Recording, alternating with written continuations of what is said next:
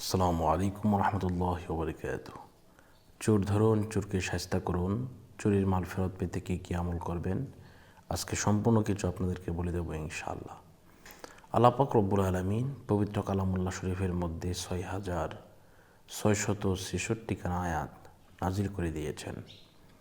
এর মধ্যে একখানা আয়াত আছে যে আয়াতে কারিমা যদি কেউ 1,15,000 মতান্তরে 1,30,000 বার যদি কেউ পড়ে, তাহলে তার এমন অবস্থা হয়ে যাবে, সে যার উদ্দেশ্য করে পড়বে, যাকে উদ্দেশ্য করে পড়বে, যে বিষয়টাকে উদ্দেশ্য করে পড়বে, তার মাল যে চুরি করেছে, ওই চোর ব্যক্তির গলা দিয়ে নাক দিয়ে রক্ত বের হবে ইনশাআল্লাহ।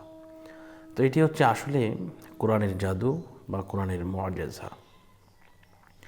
এই আয়াতে কারিমাটা হজরতে ইউনুস আলাইহিস সালাম যখন মাছের পেটে গিয়েছিলেন, তখন কিন্তু এটা পড়েছিলেন এই আয়াতে কারিমা, লা ইলাহা ইল্লা আনতা সুবহানাকা ইন্নী কুনতু মিনাজ জালিমিন।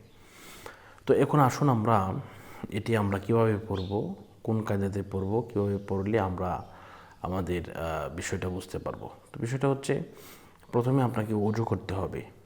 আপনার ফ্যামিলিতে লোক বেশি যদি থাকে তাহলে আপনারা এটা ফ্যামিলির লোকদেরকে নিয়ে পড়তে পারেন। আর যদি মনে করেন যে হুজুর আমার ফ্যামিলিতে লোক কম, আপনি এটা পড়ে দেন, ইনশাল্লাহ আমাকে বললে আমরা আমাদের ছাত্রদের মাধ্যমে 100 ছাত্র দিয়ে পড়লেও এই খতমটা 1,30,000 বার পড়তে 2.5 থেকে 3 ঘন্টা সময় লাগে।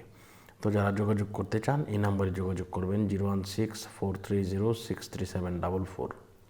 তো যে কথা বলতেছিলাম, প্রথমত আপনাকে যে কাজটা করতে হবে তা হচ্ছে বিসমিল্লাহ সহ সূরা ফাতিহা একবার পড়তে হবে। এরপরে বিসমিল্লাহ সহ সূরা ইখলাস পড়তে হবে।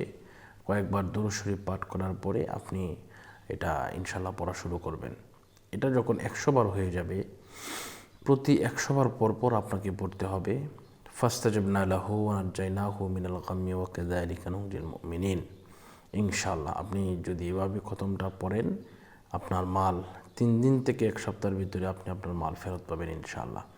আমি একটি ঘটনা আপনাদেরকে শেয়ার করি, তা হচ্ছে মালয়েশিয়ার এক ভাই, উনি মালয়েশিয়া থেকে বাড়িতে আসবেন, উনি টাকা ইনকাম করেছেন, এসে একটি স্বপ্নের ঘর নির্মাণ করবেন।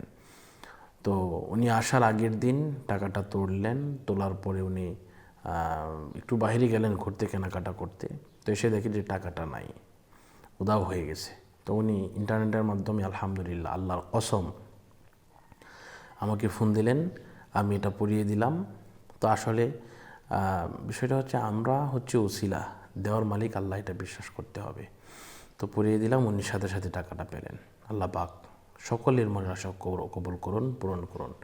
বিদায় নিচ্ছি। আসসালামু আলাইকুম রহমতুল্লাহ।